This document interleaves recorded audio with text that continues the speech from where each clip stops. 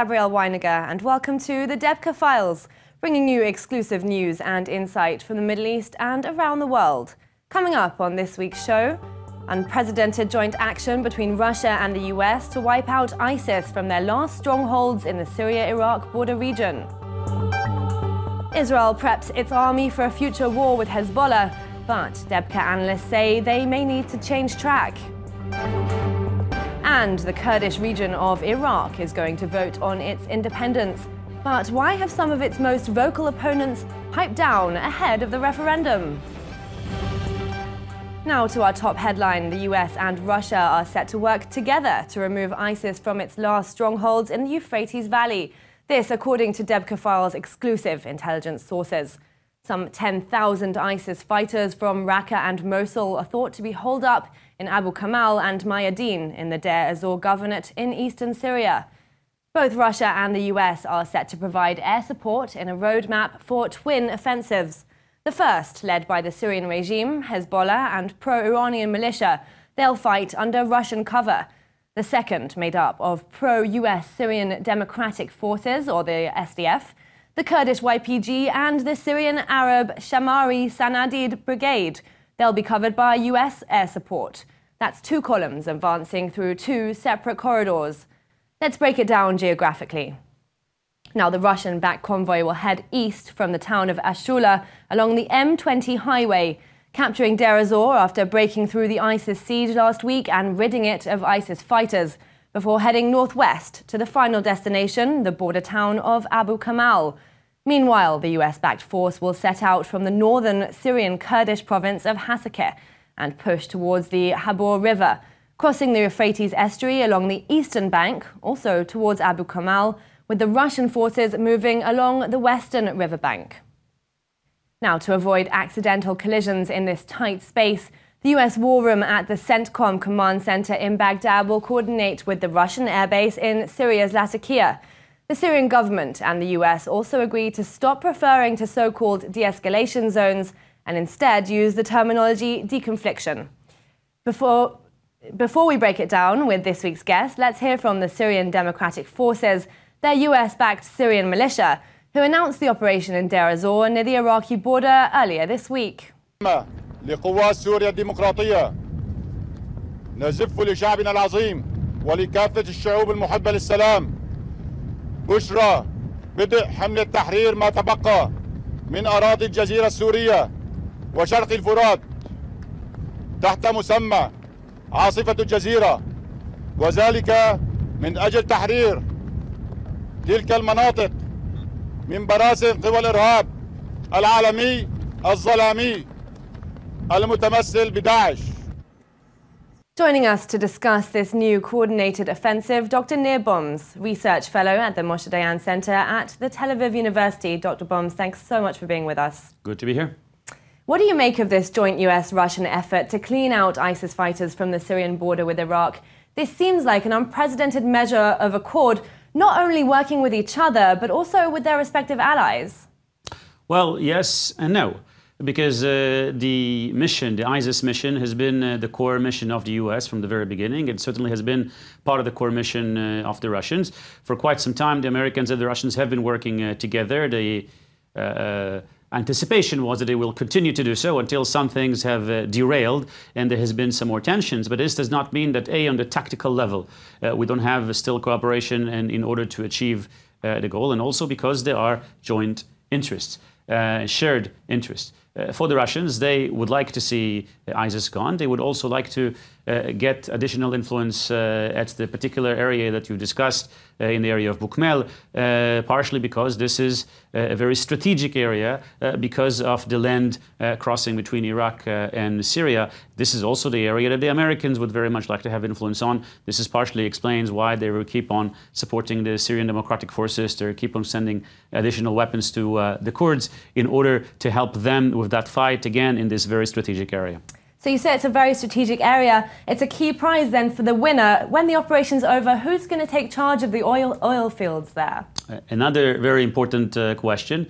And I think if it's up for the Americans, the Kurds will retain a certain degree of influence. The Americans have been keep on arming the Kurds, and they have been doing so also in the last few days. The Americans, by the way, have also been arming additional rebels in the south in order to crush remains of ISIS around the tri-border area between Israel, Jordan, and Syria. The Americans have indicated that they're going to leave Syria. And in that way, they're going to leave the ground to Russia. And if anyone is going to stay, it's going to be allies. So probably the strategy or the tactic right now is to try and give some additional leverage for the force that will be there, the pro-American forces, mainly the Kurds, the SDF, and perhaps some of the militias in the south. Otherwise, it's, for most people will say now, it's really in the hands of the Russians. In that case, if it's in the hands of the Russian, is this operation a victory for Bashar al-Assad and his army?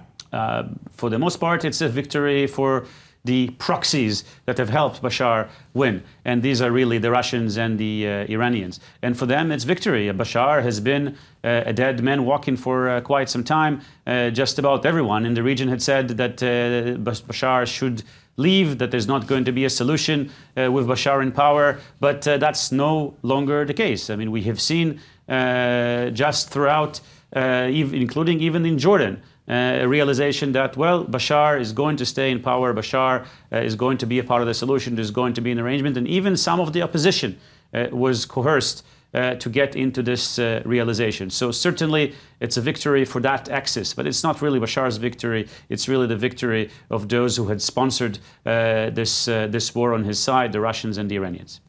Well, before we see all that, we need to deal with enemy number one, that's ISIS. How quickly will ISIS fall in these towns? And what's next? What's the next target for the anti-ISIS coalition?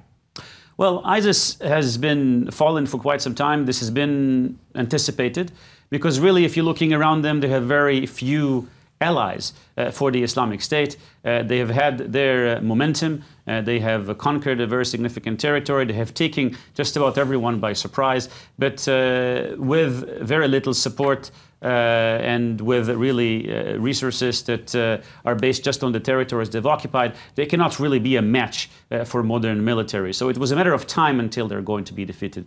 But remember that this is a defeat of the arm of the ISIS on the ground. It's not really a defeat of ISIS as an ideology. And ISIS is most likely, as it has been doing, will morph into another Al-Qaeda type of an organization, another organization that, as it has been doing, and certainly in the last couple of years, mobilizing people in the West or wherever else they might be to take their arms and do what they need to do in order to continue the fight, in order to continue the revolution, in order to further the cause of the caliphate.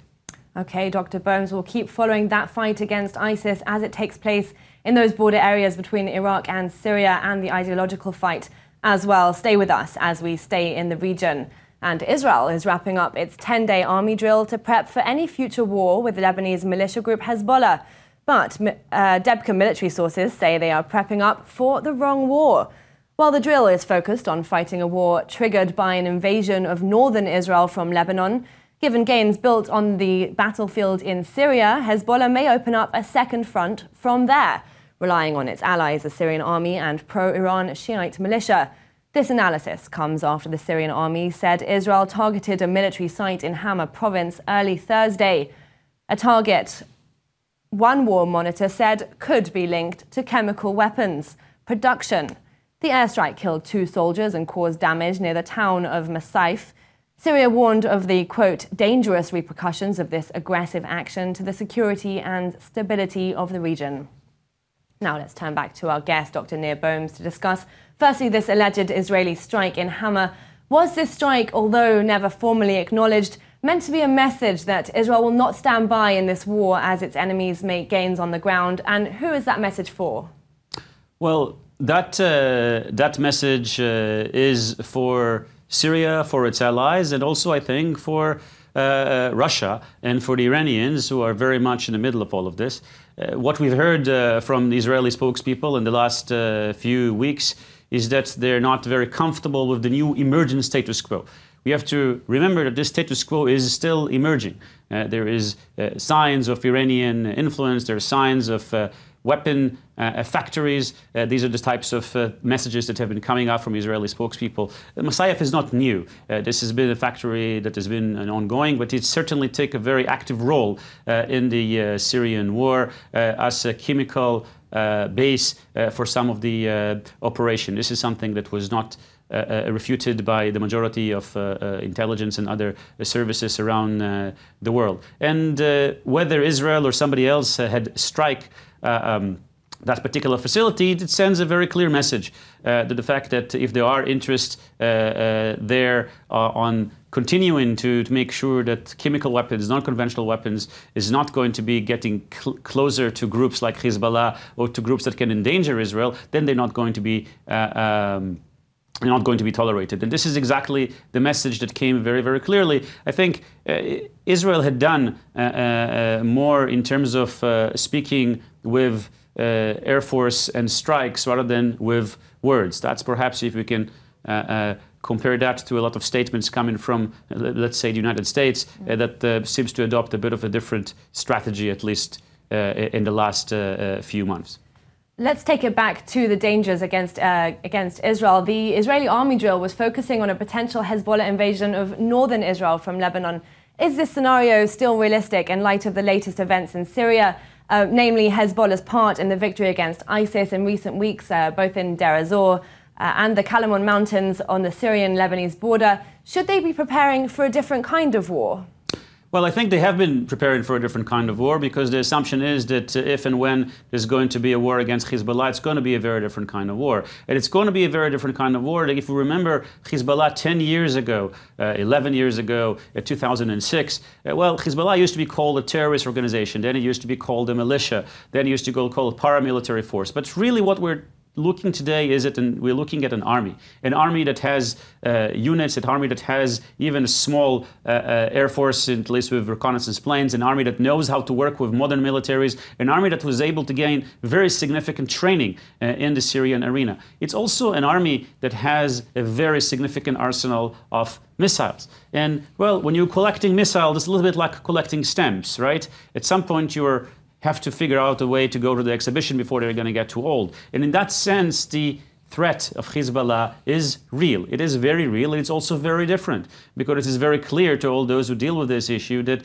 if Hezbollah will shoot the missiles about 130,000 or even more, these missiles are going to overwhelm all the system that Israel has to protect against them, including Iron Dome. And therefore, this is going to be a very different damage in the Israeli home front, and therefore the war and the attack is going to be very different as well. So all of this indicates that the war or the possible war or the possible drill that's supposed to be connected to the preparedness from that war is actually very much well in place. And what the drill did, and I actually just came back from that drill just a few days ago, was there to make sure that a good segment of the military, including segments that have not been trained for quite some time against a large scale potential escalation, are going to be working together and learning their lessons in order again to prepare against what I hope we will not see actually on the ground.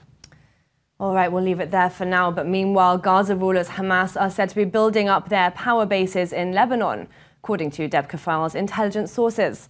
The Palestinian Islamist group sent a high-level delegation led by new political chief Ismail Haniyeh to Cairo this week for meetings with Egypt's General Intelligence Director, Major General Khalid Fawzi. The talks focused on alleviating the blockade on the Gaza Strip and mending ties with rivals Fatah. Here's the Hamas spokesperson with the Cairo agenda.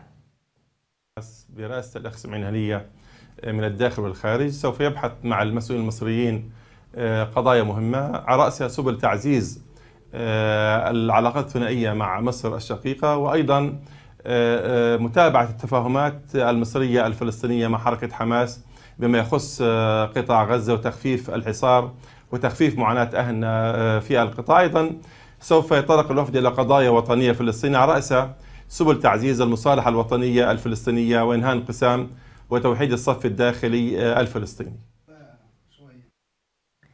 But over the past few months, Hamas has sought to mend relations with Egypt, where it shares the Rafah border crossing. Egypt was wary of Hamas's ties with the Muslim Brotherhood ousted and repressed by now President Abdel Fattah al-Sisi. Debka sources saying Hamas, after renewing its ties with Iran, has its eye on expanding membership by enlisting young Palestinians in refugee camps outside of Damascus and then training them in Lebanon. Syrian President Bashar al-Assad reportedly requesting a public pledge of support by Hamas for his regime. Let's turn to our guest for the final time today, Dr. Bohms. What will it mean for the region if Hamas does pledge its support for Bashar al-Assad in the Syrian war? Well, I think Hamas can look no further than ISIS in order to understand what it means to be isolated. And it cannot allow itself to be completely isolated. And this has been the task of the new leadership of Ismail Haniyeh and of Yahya Sinwar, that they have realized that Hamas has been very much isolated. On the one hand, it deals with Israel. On the other hand, it deals with Egypt. Both countries have various issues that contribute to isolation and a blockade and a siege. And Hamas realized that they need to do more in order to stop that siege. And therefore, they would try to create a new, revised charter, or at least a policy document, and again, amend some of their relationship. This relationship existed. Hamas certainly has been welcome in the past in Damascus. Hamas has certainly been welcome in the past by Iran, and certainly also been welcome in the past by Egypt in various periods. What Hamas is trying to do now is to try to block away from its isolation in order to allow a certain degree of additional support from some of the proxies in order to really survive its own administration. Otherwise, they're going to simply get themselves out of money and out of support and will have to, if uncle, succumb to reality. We'll keep an eye on developments between Hamas and the Syrian regime. For now, research fellow at the Moshe Dayan Center at Tel Aviv University, Dr. Nir Bohms, thank you for being with us here at Debka Files. Now to some military tech news. Iran has been touting its UAV industry as one of the top drone manufacturers in the world. A series of videos released this week by Iranian media display the functioning of its Hatam al-Anbiya, seal of the prophets, Air Defense High Command, for the first time. The base controls all of Iran's land-based air defense systems as well as its drone fleet. Now, Debka's sources spotting the Ababil drone over Lebanon as well as an Iranian drone presence in both the Syrian and Yemen wars. According to those sources, these were long-range Shahed 129 drones carrying Sadid-1 rockets. UAVs were also used last year to sow mines in the Bab el-Mandeb Straits, that's a strategic Red Sea waterway. In Syria, Debka saying Iran deployed armed drones not just against ISIS targets, but also to shadow American and Russian military movements. In June, the US shot down an armed Iranian-made drone in southeast Syria. Tehran, for its part, has aired images of drones striking ISIS in Syria, and recently armed Hezbollah units fighting alongside Bashar al-Assad with deadly UAVs. But Debka saying Iran's most secret types are thought to be hidden in Mount Lebanon. Let's move on now to Saudi Arabia, which has suspended dialogue with Qatar, accusing it of, quote, distorting facts just after the first phone call hailed as a breakthrough between Saudi Arabia's Crown Prince Mohammed bin Salman and Qatar's Emir Sheikh Tamim bin Hamad Al Thani. That call, the outcome of an effort by the US President Donald Trump and Kuwaiti Emir Sheikh Sabah Al Sabah on a visit to the White House to broker the dispute.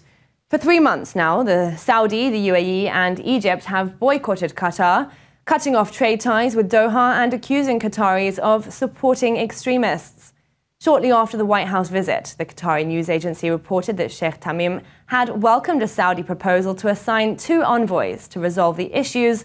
But this was quickly denied by the kingdom by announcing the suspension of all dialogue and communication.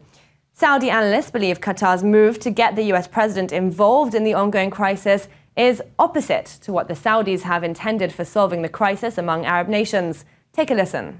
بشكل داخلي بحيث أنه تكون القضية أو لو هذه المشكلة خليجية عربية كحد أقصى يعني، لكن قطر لا، بدأت بتدويل المشكلة. نجد أنها حقيقة ذهبت إلى الاتحاد الأوروبي، ذهبت إلى الكثير من الدول الأوروبية، ذهبت إلى تركيا، ذهبت إلى إيران، كل هذا وكانت تتحدث بصوت المظلوم وبصوت المغلوب على أمره. كل هذا الكلام ما هو صحيح. Now, voting day is nearing for Kurds in northern Iraq, despite vocal opposition from Baghdad, the US, Europe, Turkey and Iran. Debka's sources note, however, that although the referendum is still set to go ahead, the clamour against it is fading, even from its most vigorous opponents in Baghdad and Washington, who fear the vote may lead to conflicts with other nations, such as Turkey and Iran, which hold sizable Kurdish populations. Analysts say voters will likely cast a resounding yes for the semi-autonomous Kurdish Republic's separation from the state of Iraq, and reports say those opposed may be satisfied with the outcome while holding back from the actual declaration of independence. Referendum campaigning has just begun. Take a listen to some of those voices from the ground in Kirkuk, which has a Kurdish majority but is also home to Arabs and Turkmen, and seen as a key prize because of its oil. كرد لێرە هەیە و قوربانی داوە بۆ کەرکووک لە ساڵی 2007 بوو ئەم شارایەک لای بکراوێتەوە بەپێی دەستوری عراقی کە ئێمە لە ساڵی 2005 هەموو دەنگمان بۆدا بەڵام ئەوە بوو بۆ بیانووی جیاجیا حکوومەتی ناوەندی عراق خۆی لەم پرسە دزیەوە تا ساڵی 2014 تا کەوتنی شاری مووسڵ ئێستاش پێشمەرگە لم أمنا وسنوريانا بارزي وما في خوما نبتوان قصيق لساتشار ونوسيم شارب. نقر إنه يعني حق تقرير المصير الشعب الكردي نحن مع هذا حق تقرير المصير، لكن اليوم نحن في وضع آخر. الوضع يعني في كركوك يختلف. كركوك تحتاج إلى توافق في أي مشروع يطرح، يحتاج إلى بدون التوافق مع العرب والتركمان والكرد والمسيحيين في هذه المحافظة لا يمكن أي مشروع أن يمضي. لهذا نحتاج إلى مرحلة انفتاح وحوار مفتوح حقيقي بين هذه الأطراف حتى يتحقق أي مشروع يطرح في كركوك. We'll keep following Kurdish efforts for independence for you ahead of that referendum that's scheduled for the 25th of this month. But for now, let's bring you the news in brief. Tens of thousands of people gathered in the Chechnyan capital Grozny to protest against the violence the Rohingya Muslim minority faces in Myanmar. The rally was addressed by Chechen President Ramzan Kadyrov, who pledged to, quote, oppose Russia's position if it supports the devil who commits crimes there. President Vladimir Putin later condemned violence in Myanmar and called on its government to seize control of the situation. Japanese Foreign Minister Taro Kono has asked Qatar to stop hiring North Korean laborers, in line with a proposed UN sanctions resolution calling on a ban to accept such workers. He said some Arab countries, including Saudi Arabia and Egypt, were employing thousands of North Korean workers. Little noticed at the Charlottesville rallies, T-shirts with slogans such as Bashar's Barrel Delivery Company, a reference to the Assad regime's indiscriminate use of barrel bombs in rebel-held areas, and Support the Syrian Arab Army, and Assad did nothing wrong. One white supremacist noted, Assad can solve the whole ISIS problem with just 2 chemical bombs. And a 52-year-old German ex-intelligence agent, also a former gay porn star, goes on trial in Dusseldorf on suspicion of treason. He's accused of visiting a jihadi chat room and offering information to would-be terrorists. He claims he only pretended to be a sympathizer because he was, quote, bored. Well, that just about wraps up this week's show. Just a sample of the Debka weekly newsletter you can get straight to your inbox. For the full range of exclusive news and insights, why not sign up at debka.com/weekly. Thanks for joining us here at Debka Files from the ILTV studios in Tel Aviv. See you again next week. Bye-bye.